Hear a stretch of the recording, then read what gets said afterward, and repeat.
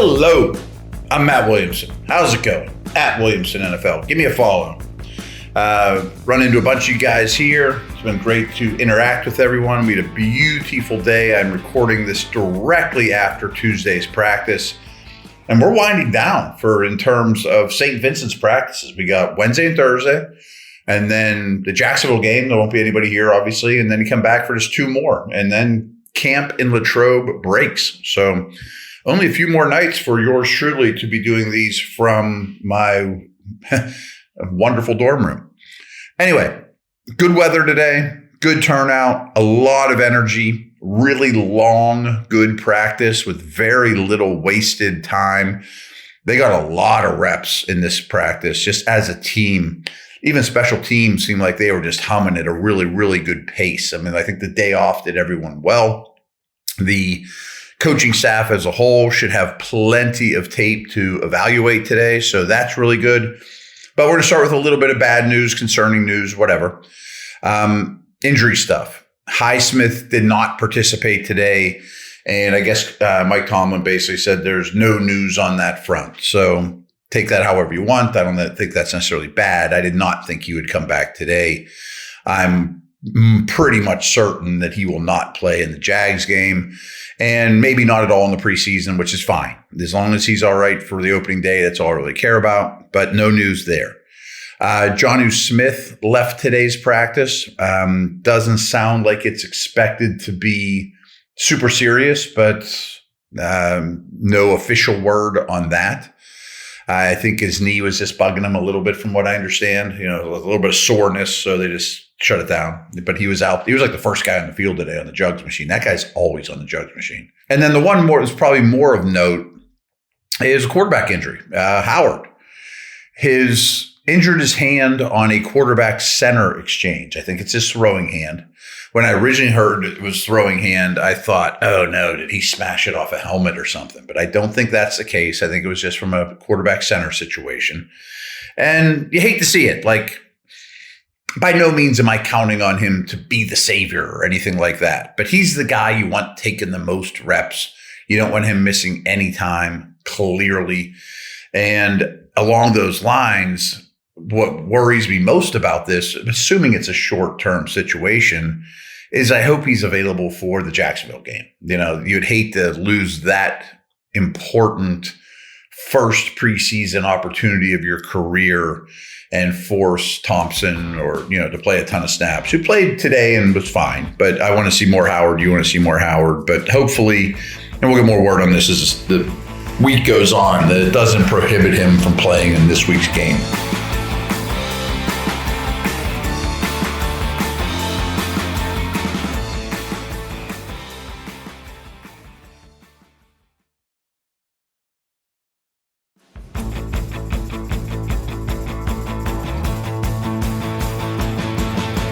As we've been talking about all camp, the defense has been better than the offense. But I think this was a nice bounce back day for the offense for sure. Rodgers in particular, but he wasn't alone.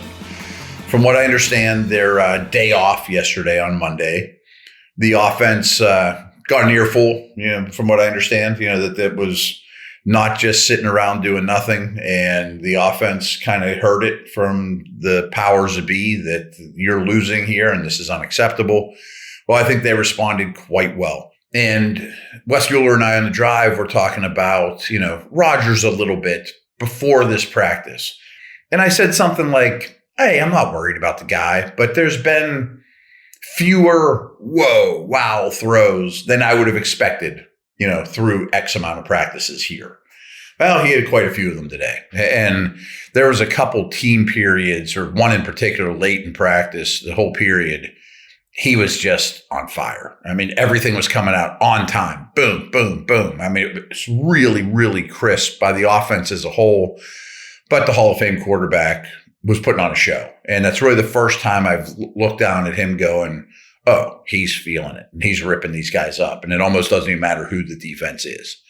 Now, yes, it was a very good practice by the offense. It was a nice bounce back. But Ramsey sat this one out. Very little Porter, who's back. Very little Cam. Very little Watt. So I mean, obviously they're maybe your 4 best defensive players, but so be it. I mean, the offense still looked crisper. They moved people in the run game. The quarterback was sharp. The receivers were good. Backs on backers today. I thought the offense definitely won that. We did not see tight ends and edge guys. It was just pure running backs and inside linebackers. Better, but not perfect from Johnson. Excellent by Warren. Warren's really, really good. And despite his smaller size, you can tell that Gainwell's a pro here, that he understands it and is good enough in protection. And really no one that I saw in the defense, backs on backers, really jumped out at me. So the offense definitely won that portion. I thought it was another good practice by Ramon Wilson. He's starting to build on things. Good. Max Hurlman is someone I don't think I've brought up to you guys. Rookie out of Notre Dame. He's from Central PA. Very typical, stereotypical Welker type, but thicker build. Return skills, certainly special team skills, gritty player. Notre Damers love him. He can get carries, but he's starting to show up a lot too. I mean, he kind of looks like Taysom Hill without the throwing. But he's an interesting player. I think you'll really enjoy his work in the preseason, and who knows where it goes from there. A lot of reps, even though Watt didn't play a ton, but a lot of reps of Watt versus Fautanu. And it's hard to watch the second field when it's just bigs on bigs, one-on-one. But from what I saw today through the course of the year, your young right tackle is showing really, really well. And all that work against Watt has to be good for him. Not easy, of course. But I do think that, Fautanu is doing good things and sort of great things in the process. I mean, becoming a really, really impressive young player. His backup, Stephen Jones, we talked about before. I thought he might go back to guard. He's been a right tackle, number 2 right tackle, pretty much exclusively now for 2 practices in a row. And what I said about it on the air is that's a promotion. Like if someone comes in, like, we're going to draft him as a tackle, as a guard, we'll start him at tackle, move him to guard. He couldn't do it. Well, Jones, they started at guard, flourished as a backup, and now we're going to put him at tackle, and it looks like he's sticking. That's great. Because of Highsmith, because of Watt is always going to be limited in his participation. A lot of Sawyer and Leal at outside linebacker today, which is just a lot of beef, a lot of heaviness. I mean, you can just see the Ravens' intentions with those 2 out there. I mean, it's a lot of weight for that position. Both of them I thought did well. Didn't blow me away, but both did well. Last 2 notes I have is I keep getting not enamored, but happy with Chuck Clark. The guy's got here late, such a professional. He just keeps popping up every practice, which is exactly what you want to see. You'd feel real comfortable with a safety injury and have to bring him off the bench. I think that's going to be a quality signing for them. I'm not saying he's Troy Polamalu, guys, but I mean, I just think that that's what you want from your depth, safety, professional approach. And they also signed another defensive back. Some of you WVU fans might remember him, Daryl Porter. His dad was a great wide receiver at WVU and then with the Raiders. He showed up okay too. I would say the best way to describe him, he's going to be a long shot. He's a corner.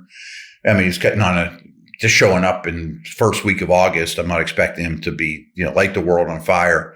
But he can play outside. He can play in. They thrusted him right into the action with his first practice. He got a lot of reps. I thought he held up well. I wouldn't say he's physically overwhelming at all, but there is some versatility there. Then as your last corner or a practice squad guy that you might need to call upon in week 10 or something, I think he's somebody to pay attention to.